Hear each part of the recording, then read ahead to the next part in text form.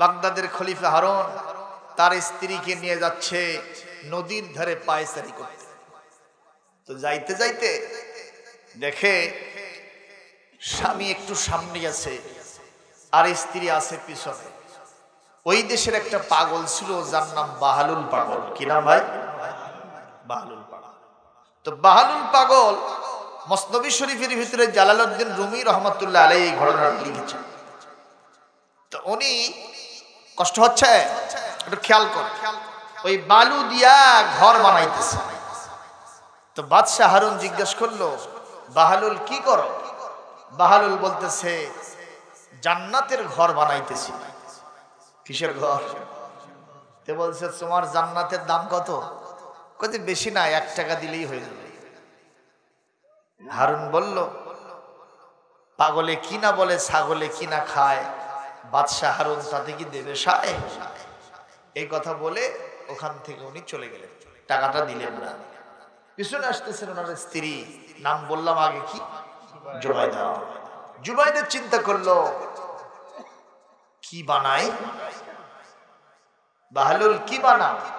বলে জান্নাতের ঘর বানায়। তো এই ঘরের দাম কত?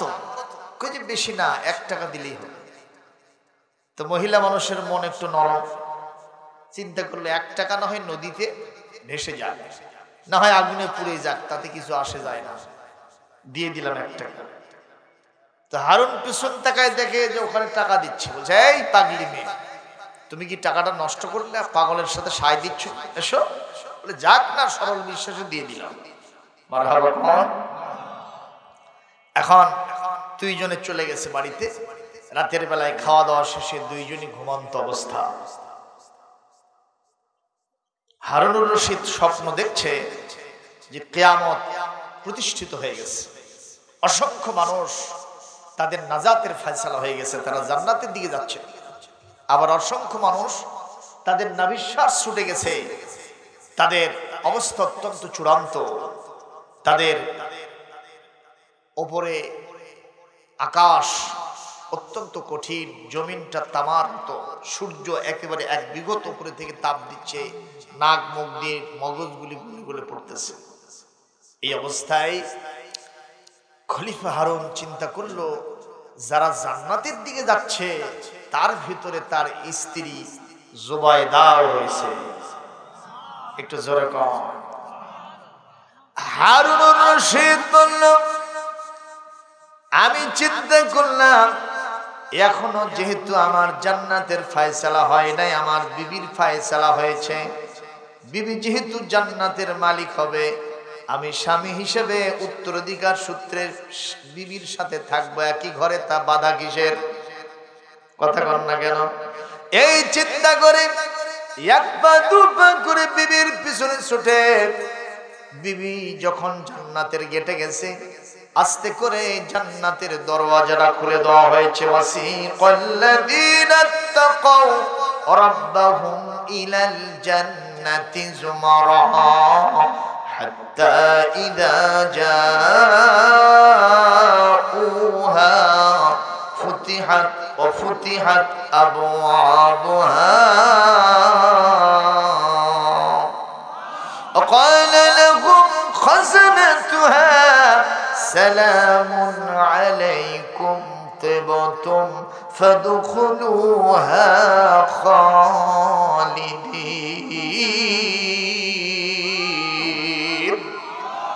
একটু জোরে করে আল্লাহু আকবার। আল্লাহ রাব্বুল আলামিন বলেন, যখন জান্নাতীরা জান্নাতের ফয়সালা পেয়ে যাবে, জান্নাতের দিকে ফেরেশতারা তাদেরকে নিয়ে যাচ্ছে। রেড কার্পেট রিসেপশন, লাল গালিচা পূর্ণ সংবর্ধনা, জান্নাতের রাস্তা গেট হইতে। ওখানে অবস্থা দেখে, নাজ নিয়ামত দেখে জান্নাতবাসীরা সবগুলো ঘুটি বাটি নিয়ে বসে যাবে। পাইয়া গেছি জান্নাত। আল্লাহু আকবার কোন। অথচ এটা জান্নাত না, এটা হলো জান্নাতের রাস্তা। সুবহানাল্লাহ বলবেন না? জান্নাতের এই সাজ সরঞ্জাম পূর্ণ জান্নাত দেখে, রাস্তা দেখে ওরা যখন ঘটি বাটি নিয়ে বসে যাবে, এই মুহূর্তে ফেরেশতারা এসে বলবে, এখানে কেন বসেছো? কয় জান্নাত তো পেয়ে গেছি। আরে মিয়া, এটা হলো জান্নাতের রাস্তা, আর তুমি এখানে কেন বসে গেছো? চলো, সামনেও যাবার চায় না, মনে হয় এখান থেকে নিয়ে যায় আবার জাহান্নামে দেবে। একটু জোরে কন্যা আল্লাহু আকবার। জান্নাতের রাস্তায় যদি এত সুন্দর হয়, যে জান্নাত আল্লাহ আমার আপনার জন্য বানাইছেন, ওই জান্নাতটা না জানি আরো কত সুন্দর। ওই জান্নাতে কি যেতে চাই মুসলমান? যেতে চাই? কারা কারা যেতে চান একটু আল্লাহকে হাত দেখান, আল্লাহ কবুল করবে। জোরে বলি আমিন। এর ভিতরে অনেকে হাত তোলে নাই, আমি দেখলাম। কারা হাত তুললো না? ওরা হলো ওই জাতীয় লোক, ক্লাসে গিয়ে এক স্যার জিজ্ঞেস করছে, বাবা কে কে জান্নাতে যাবা? সব ছাত্র দুই হাত তুলেছে, একটা ছাত্র এক হাতও তোলেনি, বসে থেকে কাঁদবে। স্যার জিজ্ঞেস করলেন, বাবা তুমি কি জান্নাতে যাবা না? কয় না স্যার। কেন? কয় মা বলছে স্কুলে যাবি, সোজা বাড়িতে আসবি, কোথাও যেন যাবা না। কি কিছু বুঝতে পারলে? ওর চিন্তা, স্যারের যা ভাবসাব দেখতেছি এখনই বোধহয় নিয়ে যায়। এখানে এমন অনেকে বসে আছে যাদের চিন্তা, স্ত্রীকে বলে আসছে বেশি রাত হবে না, দরজা খুলেই থিও। হুজুরের যে ভাবসাব দেখতেছি, যদি এখনই জান্নাতে নিয়ে যায়, বিবির সাথে বোধহয় আর দেখা হবে না। মুসলমানে চিন্তা করবেন না, যখনই অর্ডার হবে তখনই জান্নাতে যেতে হবে। যেতে পারলেই লাভ। জোরে কোন ঠিক কিনা? ওখানে একবার যেতে পারলে আপনি যাকে যাকে চান, আপনার দাবি অনুযায়ী আল্লাহ তাদেরকেও জান্নাতে দিয়ে দিবে। কষ্ট হচ্ছে। জুবাইদা জান্নাতের গেটওয়েতে আছে, অন্যান্যরা আছে ঘটি বাটি নিয়ে বসে গেছে। ফেরেশতারা বলতেছে ওঠো, এটা তো রাস্তা মিয়া। কয় যে না, এত সুন্দর জায়গা, এটাই তো জান্নাত। আল্লাহু আকবার। ওরা যেতে চায় না। ফেরেশতারা তখন ওসিকা চালায় নেবে, হাঁকায় নেবে, তাদেরকে ওখান থেকে উঠায়া জবরদস্ত করে আসল জান্নাতের গেটে নিয়ে যাবে। সুবহানাল্লাহ। নিয়ে যাওয়ার পরে আস্তে করে জান্নাতের দরওয়াজা খুলে দেওয়া হয়েছে। তখন জুবাইদা জান্নাতের ভিতরে ঢুকে পড়েছে। সুবহানাল্লাহ। তার স্বামী কিন্তু স্বপ্নে দেখতেছে। মা বোনেরা মনোযোগ দিয়ে শুনবেন, আপনারা যারা স্বামী আছেন তারাও শুনবেন। এক পর্যায়ে হারুন রশিদ চিন্তা করলো, বিবি যখন ঢুকলো, আমার জন্য বোধহয় খোলা থাকবে। জান্নাতের গেটে গেছেন, দেখেন যে পুলিশেরা, দ্বার রক্ষক যারা, জান্নাতের গেটে যারা বাওয়াব আছে, তারা আস্তে করে দরজা ক্রাশ করে বন্ধ করে দিয়েছে। হারুন বলতেছে বন্ধ করলেন কেন? বলেন no admission without permission from আল্লাহ। আল্লাহর পক্ষ থেকে পারমিশন ছাড়া কাউকে এখানে ঢুকতে দেওয়া হবে না। তখন সে বলতেছে, আরে বাবা, আমার বিবি তো ভেতরে ঢুকলো জুবাইদা, আমি তার স্বামী তো। কয় না, আজকে তুমি স্বামী না, আজকে আসামি। যখন আজকে কি?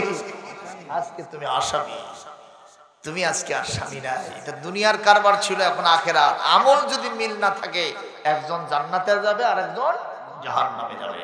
এই জন্য আমলের মিল চাই কিনা?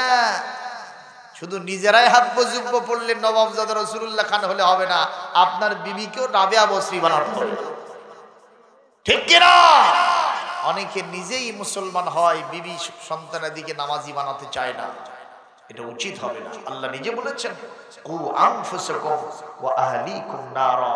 তুমি নিজে জান্নাত জাহান্নাম থেকে বাঁচো, তোমার আহল পরিবারদেরকেও জাহান্নাম থেকে বাঁচাও। জোরে না বলি আল্লাহুম্মা আমিন। এই অবস্থায় বাগদাদের খলিফা হারুন, তিনি নাভিশ্বাস ছুটে গেছে, তার টেনশন, মহা টেনশন, ঘরমুক্ত হয়ে গেছেন। ঘামের ভিতরে তিনি হাবুডুবু খাচ্ছেন। লিকুল্লি মারইন মিনহুম ইয়াওমা ইযিন শানু ইউগনি। কিয়ামতের চিন্তার তুলনায় আর কোনো চিন্তা হতে পারে না। ইয়াওমা ইয়াজআলুল বিলদানা শিবা। সেই দিন একটা যুবক মানুষ, ছোট ছোট বাল বাচ্চা, আখিরাতের চিন্তার কারণে তাদের চেহারাগুলি একবারে বুড়ার মতো হয়ে যাবে, চুলগুলি সব সাদা হয়ে যাবে। যেরকম আল্লাহু আকবার।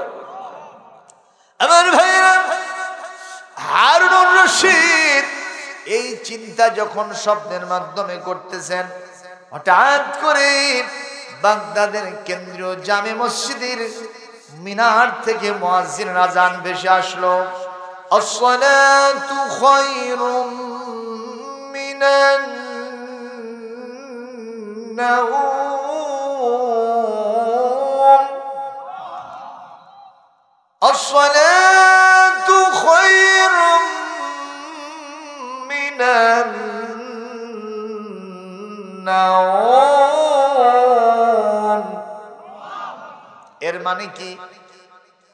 নামাজের চেয়ে ঘুম ভালো। ও মুসলমান, ঘুম ছাড়ো, নামাজের চেয়ে ঘুম ভালো, তাই নাকি? না, ও মুসলমান, তুমি ঘুম ছাড়ো, ঘুমের চাইতে নামাজ ভালো। নামাজকে বলো না কাজ আছে, কাজকে বলো আমার নামাজ আছে, ঠিক কি না? বলেন না আমার সাথে, নামাজকে বলো না কাজ আছে, কাজকে বলো আমার নামাজ আছে। নামাজ বিহীন পড়ো পারে, কি জবাব দেবে আল্লাহর কাছে? নামাজকে বলো না কাজ আছে, কাজকে বলো আমার নামাজ আছে।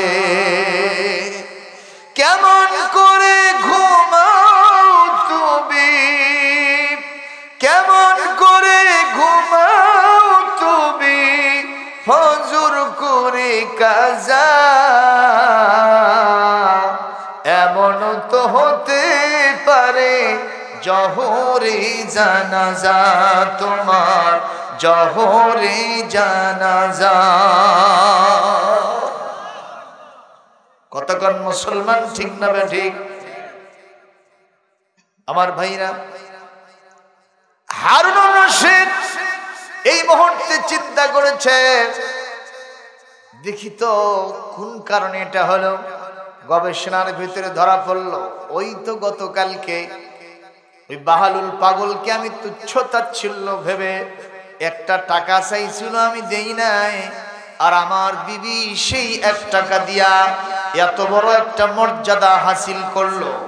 এই মুহূর্তে সে এত দৌড় মারছে, একেবারে সেই রকম দৌড়াতে দৌড়াতে গিয়ে দেখে বাহালুল পাগল ওখানে বসে থেকে ওই ঘর আবার বানাইতেছে। মারহাবা গণ।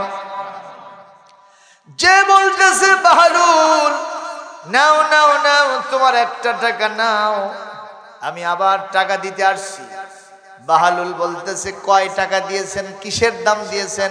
বলে, তুমি না বললে এটা জান্নাতের ঘর বানাইতেছি, আমি তোমার ওই জান্নাতের জন্য, ওই ঘরের জন্য গতকালকের দাম অনুযায়ী 1 টাকা দিতে আসছি।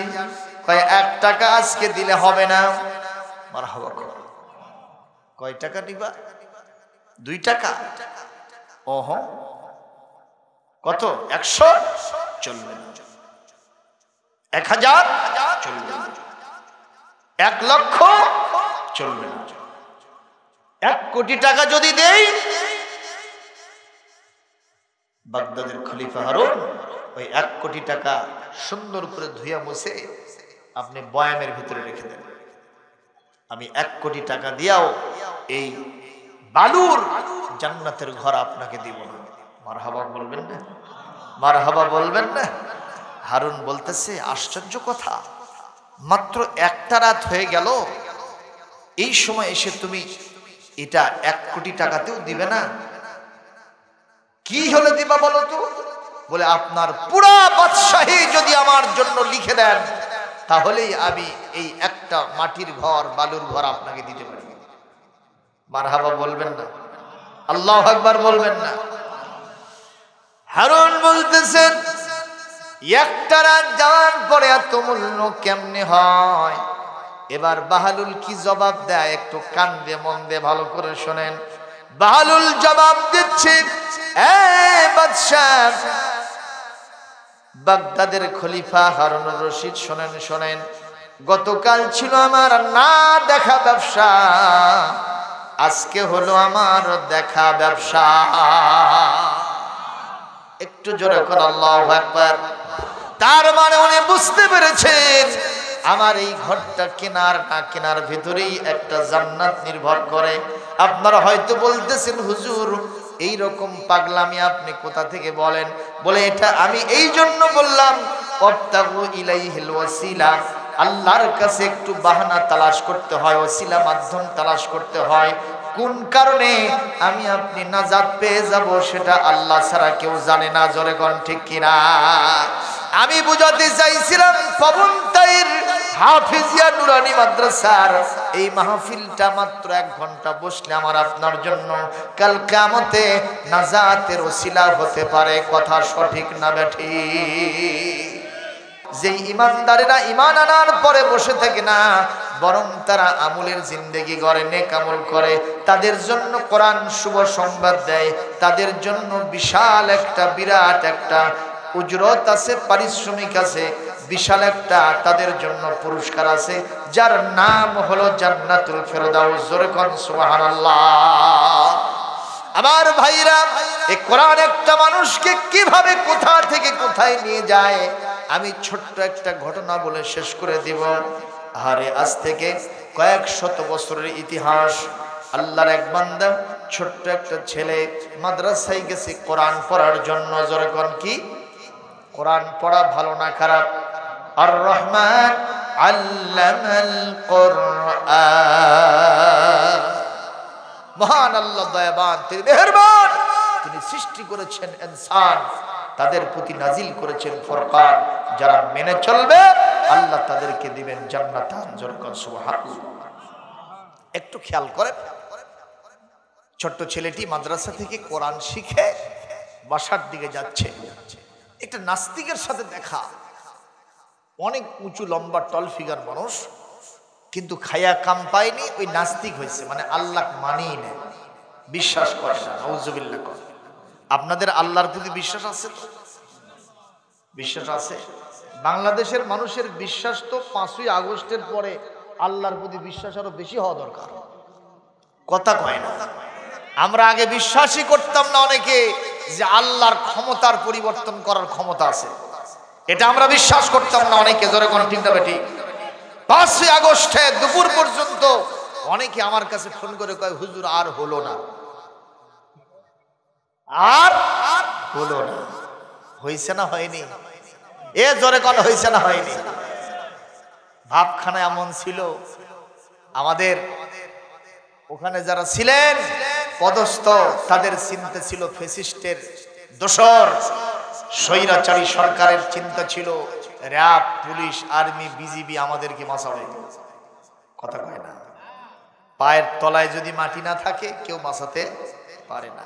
ওই যে এক লোক 7 তলার উপরে উঠেছে, কয়তলা ভাই? উঠে মকমলের কম্বলের নিচে শুয়ে আছে, আর মনে মনে বলতেছে আমার নিচে হলো 6, 5, 4, 3, 2, 1, এগুলো সব আমার নিচে, আমি সবার উপরে। যখন উপরে উঠছি আমাকে আর কেউ নামাতে পারবে না, এই চিন্তা ভেতরে ঢুকছে। ঠিক রাত 12টা 1 মিনিটে 30 সেকেন্ডের রেক্টার স্কেলে 30 সেকেন্ডের একটা ইজা জুলজিলাতিল আরদু জিলজালাহা, বোঝেন নাই? কি হয়েছে? ভূমিকম্প। ভূমিকম্প হওয়া সারা ওই কারেন্টের মতো খালি শাঁ করে নামছে। কথা বুঝছেন? সবাই তো নামছে, ও নামছে। তো এখন একজন লোক লাইট মেরে দেখে ওনার পরনে লুঙ্গি নাই। জোরে কোন কি নাই? লোকেরা বলতেছে খবর কি? সবাই নামলাম, সবার লুঙ্গি আছে, আপনার লুঙ্গি কই? কয় যে ভাই সে কথা আর কয় না। সেটা কি?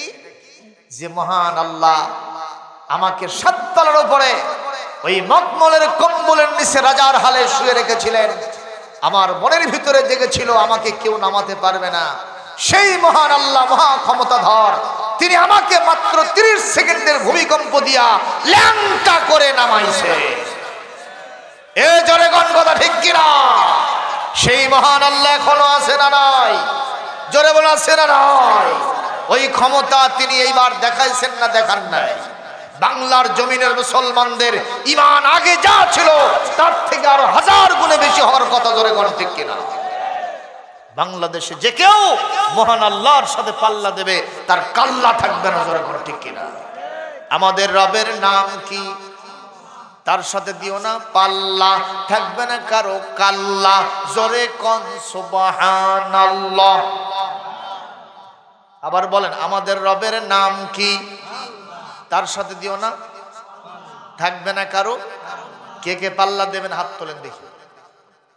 এই যে দেখছেন ওই পুরো হাত তুলছে কয়েকটা, এরা আল্লাহর সাথে পাল্লা দেবে, কাল্লা থাকবে, যখন থাকবে। এই ভারত সরকার আজকে আল্লাহর সাথে পাল্লা দেওয়া শুরু করছে, যখন ঠিক কিনা? এই দেশে আমি আপনাদের গাইবান্ধা জেলার সুন্দরগঞ্জের কথা বলি, কোনদিন কি আপনারা হিন্দুদের মন্দিরে হামলা করছেন? তাদের পূজা পার্বণে বাধা দিয়েছেন? তাদের মূর্তির হাত মুখ কেটে দিয়েছেন? কোনদিন বাধা দেন নাই। তারপরেও রাত দিন 24 ঘন্টা ওই শয়তানেরা আমাদের বিরুদ্ধে প্রচারণা চালায়। আমরা নাকি এখানে হিন্দুদের বাড়ি ঘর জ্বালায়া শেষ করে দিয়েছি, মন্দিরগুলো ভাঙে গুড়মুড়া করে দিয়েছি, সেখানে নাকি আমরা পূজা বন্ধ করে আজান চালু করেছি। এটা কি সত্য না মিথ্যা? এই মিথ্যা অজুহাত দিয়া আমাদের দিকে যারা অহংকারী মনোভাব নিয়ে ট্রল করে তাকায় আর বলে তোমাদেরকে ভাতে মারবো, পানিতে মারবো, তোমাদেরকে পেঁয়াজ দেব না, তোমাদেরকে আলু দিব না, তোমাদেরকে আদা রসুন দেব না। আমরা বলি বাংলাদেশের সব দল মত একমত হয়ে গেছে, আমরা আল্লাহর প্রতি ঈমান রেখে বিশ্বাসী হইছি। তোমাদের সব অস্ত্র আছে, ঈমান নামক অস্ত্র তোমাদের নাই। আর ঈমান যাদের কাছে আছে আল্লাহ পাক তাদেরকে কখনো ধ্বংস হতে দেবেন না। তাদের সাথে যিনি থাকেন তিনি কে? কোথায় আছেন? কোরআন কারীম সূরা আল মায়েদা 56 নম্বর আয়াত তেলাওয়াত দিব, একটু জোরে শুনে কি আল্লাহু আকবার বলা যাবে না? পারবেন না মুসলমান? হ্যাঁ, তেলাওয়াত হচ্ছে وَمَن يَتَوَلَّ اللَّهَ وَرَسُولَهُ وَالَّذِينَ آمَنُوا فَإِنَّ حِزْبَ اللَّهِ هُمُ الْغَالِبُونَ।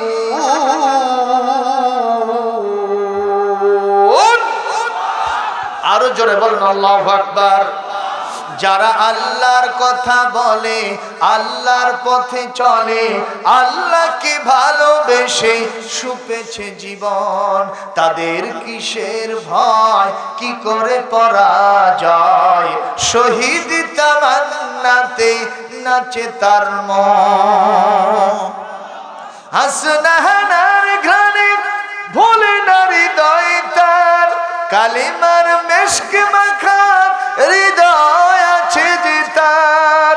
সব ব্যথা ভুলে গিয়ে কোরআনের পথে চলে, সব ব্যথা ভুলে গিয়ে কোরআনের পথে চলে, সে তো তার ঈমান বলে। যারা আল্লাহর কথা বলে, আল্লাহর পথে চলে, আল্লাহকে ভালোবেসে সুপেছে জীবন, তাদের কিসের ভয়, কি করে পরাজয়? শহীদ তামান্নাতে নাচে তার মন। কথা কোন ঠিক কিনা? আজকে যদি ভারত আমাদেরকে নির্দোষ সত্ত্বেও এই দোষে দোষী সাব্যস্ত করে, ইনকেস আমার বাংলাদেশে যদি তোমরা হামলা করার ইচ্ছা করো, বাংলাদেশের 18 কোটি মানুষ, ইভেন হিন্দুরা পর্যন্ত শহীদ তিতুমীরের বাস হাতে নিয়া তোমাদেরকে পিটিয়ে ঠান্ডা করবে ইনশাআল্লাহ। জোরে বলুন কথা ঠিক কিনা? আপনারা কি একমত আছেন? কারা কারা আছেন হাত তুলে আল্লাহকে দেখা। আমরা মন্দির ভাঙিনি, অথচ আমাদের বাবরি মসজিদ ওরা ভাঙছে। সেখানে রাম মন্দির নির্মাণ করে পূজা চলিতেছে। কথা বলেন, চলতেছে না? তাহলে আমাদের কলিজা রক্তক্ষরণ হয় না? একজন কবি সেই দৃশ্য ধারণ করে বলেছেন, ওরা ভাঙেনি তো মসজিদ বাবরের, ভেঙে দিল অন্তর মুমিনের, মুখোশটা খুলে গেল ভারতে। ওরা ভাঙেনি তো মসজিদ বাবরের, ভেঙে দিল অন্তর মুমিনের। মুখোশটা খুলে গেল ভারতের, নেই ক্ষমা নেই আদভানিদের, ওই যোশীদের আদভানিদের। ওরা ভাঙেনি তো মসজিদ বাবরের, ভেঙে দিল অন্তর মুমিনের। মুখোশটা খুলে গেল ভারতে। কথা বলতে হবে ঠিক কিনা? গাইবান্ধার মুসলমান একজোট হয়ে বলেন কথা ঠিক কিনা? সুতরাং আমরা একমতে আছি তো ইনশাআল্লাহ? ইনশাআল্লাহ। আপনারা আপনাদের এলাকায় কি বন্যা হয় না? ঢল হয়, ঢল। সবসময় তো বন্যা হয় না, ঢল হয়। আচ্ছা, দুনিয়ার সবচেয়ে ছোট প্রাণী আপাত দৃষ্টিতে যে, তার নাম পিঁপড়া, ঠিক কিনা? দেখবেন ওই ঢলের কারণে গরু ছাগল পর্যন্ত ভাসে যায়। মানুষ রাতের বেলা শুয়েছিল, এমন ঢল, ঢলের তরে ভেসে চলে গেছে, ঠিক না? সব ভেসে গেল। কিন্তু দুনিয়ার ছোট প্রাণী, আমার এলাকায় ঢল হলো, আমি সেখানে একটু দেখতে গেলাম পাথরের ভিতরে, যে দেখি দুনিয়ার অন্যতম ছোট প্রাণী কয়েকজন এক জায়গায় এরকম খুপড়ি লেগে আছে। আপনাদের নজরে পড়ে না? ওরা সবগুলো এক জায়গায় খুপড়ি নিয়ে আছে। চিন্তা করলাম সব ভেসে গেল, সব ধ্বংস হলো, কিন্তু এই পিঁপড়াগুলোর ধ্বংস হলো না। বলেন তো কি কারণে? কথা কয় না। সবগুলি এক জায়গায় থাকার কারণে, ঠিক কিনা গো? আজকে আমাদের দেশের মুসলমানদের ভিতরে সততা বিভক্ত, ঠিক কিনা গো? এই যে আমির হামজা সাহেব, হুজুরদের মধ্যে কিলেকিলি চুলোচুলি আছে না? কিলেকিলি চুলোচুলি আছে না? আমির হামজা কি বলছে? ওই যে ভারতের এক নায়িকা, রশ্মিকা মান্দানা, আল্লাহর সৃষ্টিজীব কত সুন্দর, সেইটা বর্ণনা করতে গিয়া তিনি বললেন যে আপনারা একটু ওই মহিলার দিকে তাকায়েন, হয়তো বা তার স্লিপ অফ মাউথ হয়ে যেত।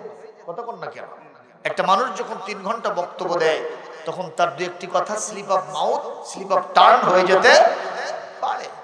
এইটাকে মিডিয়া তালগোল করে এমন ভাবে ভাইরাল করছে, আলেমরা পর্যন্ত তার সমালোচনা শুরু করে দিয়েছে। যেখানে তিনি তরুণদের আইডল, হাজার হাজার তরুণদের সামনে, আলেম ওলামার সামনে বড় বড় ইসলামী তাফসীর মাহফিলে তিনি বক্তব্য রাখতেছেন। কথাটা কেন? আমার মনে হয় তার এতটুকু অপরাধ হতে পারে, সেটা ক্ষমার দৃষ্টিতে দেখতে হবে, ঠিক কিনা? উনি অবশ্য ভুলও স্বীকার করেছেন, যেটা হতে পারে আমার, কারণ 3 বছর আমি জেলখানায় ছিলাম। কথা বল না কেন?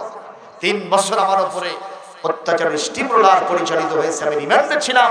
আমার মতিগতি ভালো নেই, লোকেরা বারবার দিনের বেলা, রাতের বেলা, সকাল বেলা খালি আমার মাহফিল চায়। কথা বল না কেন? উনি যদি আসে আপনারা খুশি হবেন না?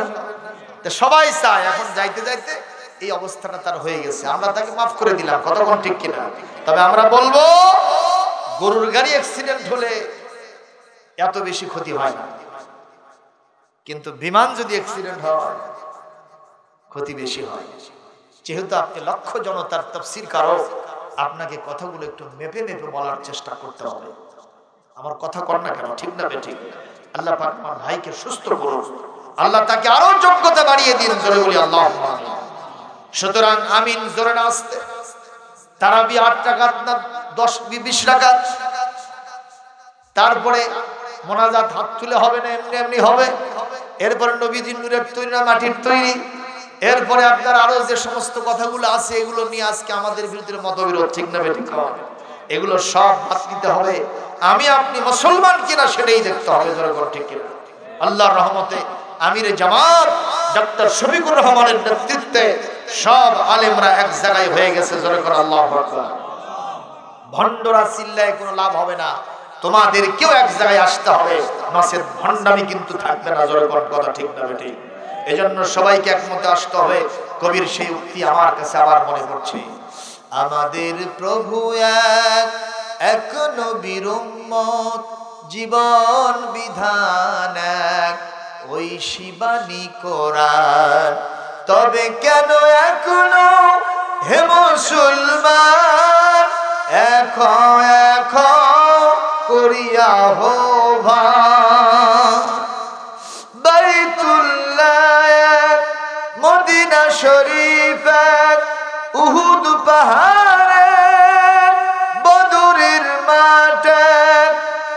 একটা তো জীবন আর মরণ যে একটাই, একসাথে মিলে মিশে একটাই পথ। আমাদের প্রভু এক নবীর উম্মত, জীবন বিধান এক ওই শিবানী কোরআন। তবে কেন এখনো হে মুসলমান এখন করিয়া হো ভাই, বলি আল্লাহুম্মা আমিন। নাস্তিক বলছে বাবা কই গেছিলা? চাচা মাদ্রাসায় গেছিলাম। কেন? কোরআন শুনতে, কোরআন শিখতে, কোরআন বুঝতে। মারহাবা। নাস্তিক বলছে বাবা এই কোরআন তো সেই কোরআন, এটা যার মধ্যে ঢোকে ওর ব্রেনটা পচে যায়, নষ্ট হয়ে যায়। নাস্তিকদের এরকম কথা আছে না? এই যে মুরগি কবির, শাহরিয়ার কবি, মুসলমান কোরআনের বিরুদ্ধে না বললে ওর পেটের ভাত সিদ্ধ হয়। আজকে আছে কোথায়? শামসুদ্দিন চৌধুরী কালামানিক কতক্ষণ পালাবের ধরছিল দরবেশ বাবা, কতক্ষণ এত বড় বড় দাড়ি, কামাইয়া কুমাইয়া সব একখান্তি করে পালায়। জোরে কোন কথা ঠিক কিনা? পালায় লাভ হবে না, আল্লাহ যখন ধরেছে সব সাইজ হয়ে যাবে। ইন্না বাতশা রাব্বিকা লাশাদীদ। এইবারে চাচা বলছে বাবা কোরআন পড়ে তুমি কি বুঝলা, তুমি কি শিখলা, তোমার জ্ঞান কত বাড়লো আমি টেস্ট করব। ছোট্ট ছেলে বলে চাচা প্রশ্ন করেন, আমি চেষ্টা করব জবাব দেওয়ার জন্য। আল্লাহ বলেন কুল্লুম ফি কিতাবিম মুবিন, এটা এমন একটা কিতাব এর ভিতরে সবকিছু রয়েছে। আপনি শুধু জবাব যদি চান, প্রশ্ন করেন ফাসআলু আহলায যিকরি ইন কুনতুম লা তা'লামুন। আল্লাহ বলেন কোরআন ওয়ালাদেরকে জিজ্ঞাসা করো, তোমার যত সমস্যা আছে সব সমস্যার সমাধান দিতে পারে আল কোরআন। জোরে কোন ঠিক কিনা? বলে বাবা আমার তিনটা প্রশ্ন। কয়টা? এক নম্বর প্রশ্ন, এই কোরআন অনুযায়ী তোমরা এক আল্লাহর প্রতি বিশ্বাস করাতে চাও, আমি তো তাকে মানি না। কারণ কি? বলে আনসিন ইজ নাথিং, যারে দেখি না নয়নে তারে মানি কেমনে?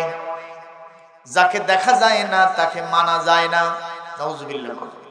তার মানে ওর দাবি হলো এত চেষ্টা করেছি, পানির নিচে গেছি, ওই গাছের উপরে উঠেছি, আকাশেও গেছি, বন জঙ্গলে গেছি, কোনো জায়গায় আল্লাহকে খুঁজে পাই নাই। যাকে দেখা যায় না তাকে কখনো মানা যায় না। এটা আমার এক নম্বর প্রশ্ন। যদি জবাব দিতে পারো যুক্তির সাথে আমি মেনে নেব। এই জবাব কেউ আমাকে দিতে পারে নাই বাবা। ছোট্ট ছেলে বলে চাচা আপনার এক নম্বর প্রশ্নের এর জবাব আমার কাছে পানির মতো সোজা। জোরে বলেন মারহাবা।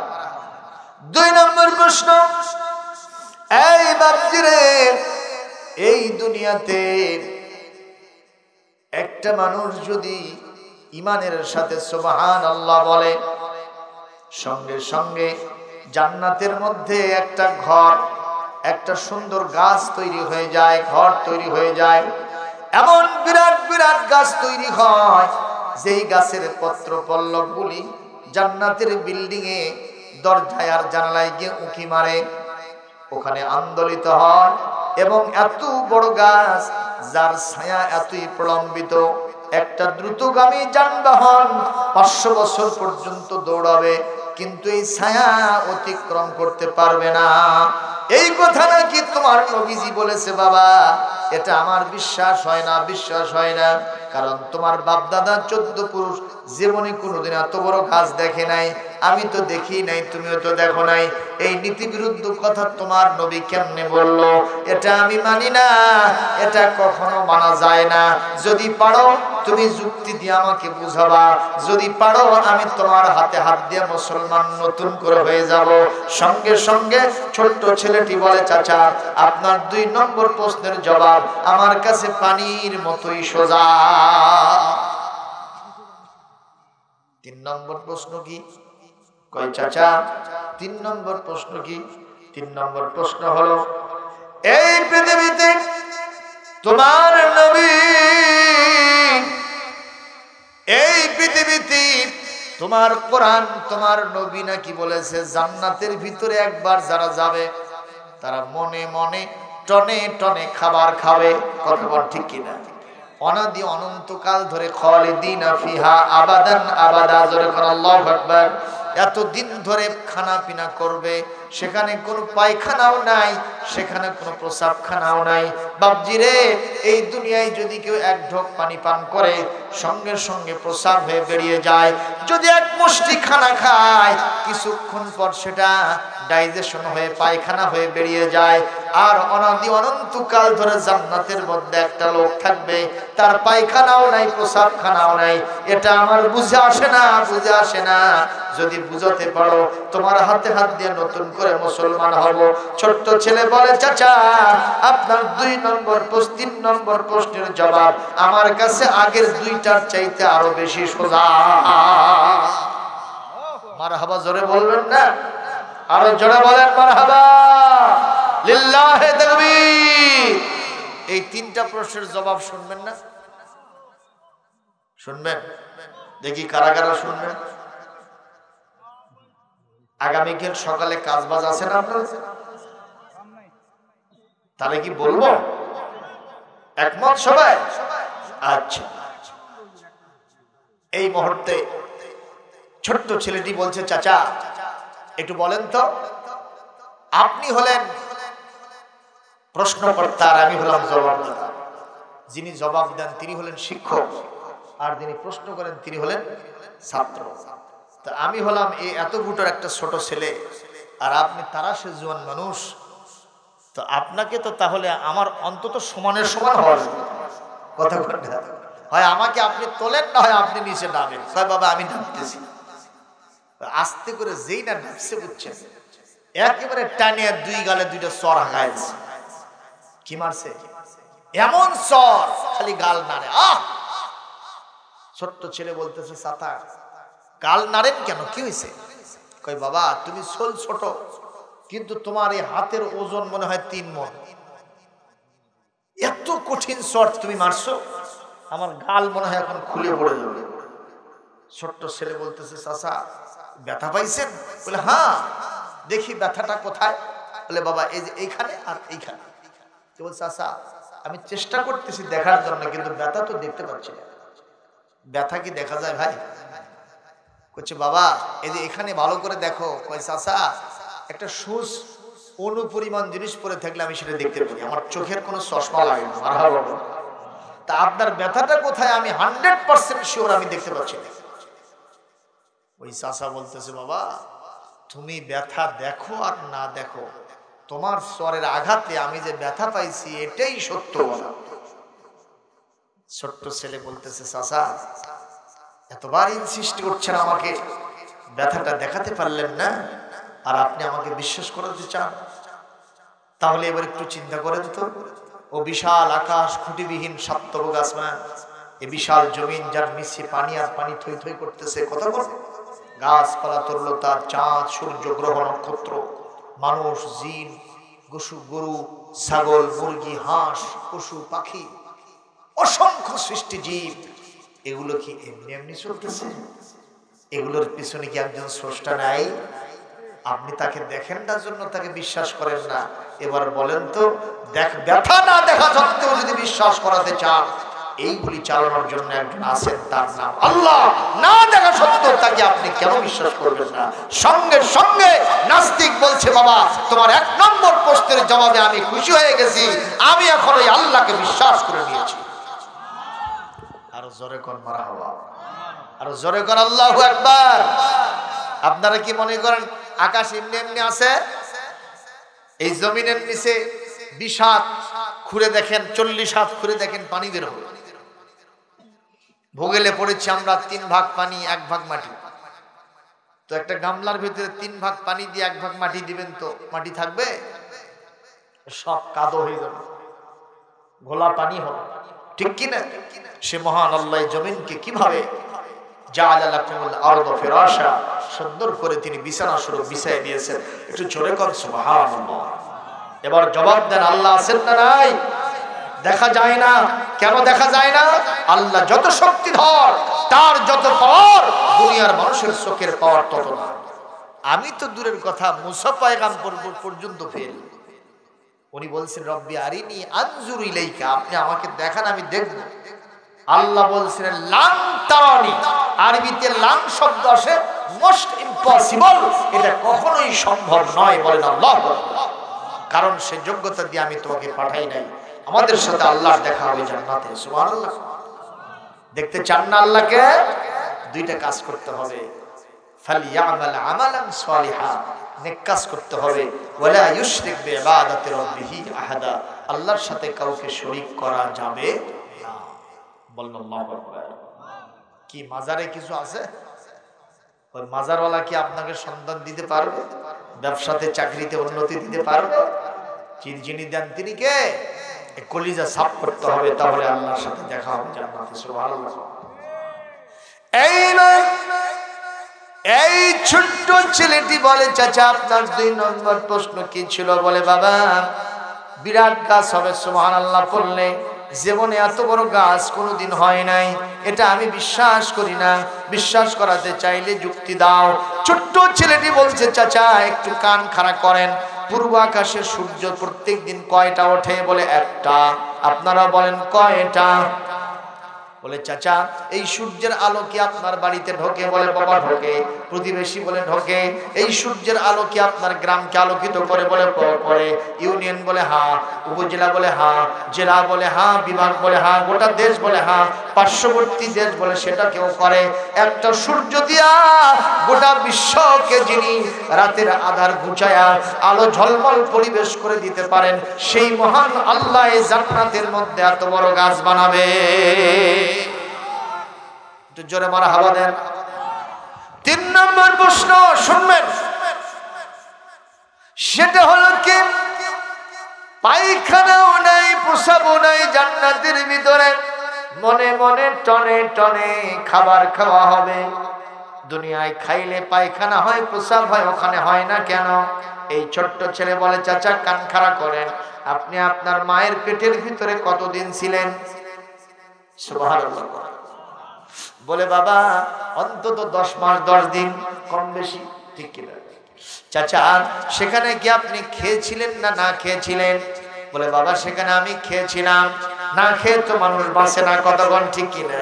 মায়ের নাভির সাথে আমার নাভির তার লাগায় দেওয়া হয়েছিল, মায়ের খাদ্যগুলি রক্ত আকারে আমার ভিতরে পাস করে দেওয়া হয়েছিল।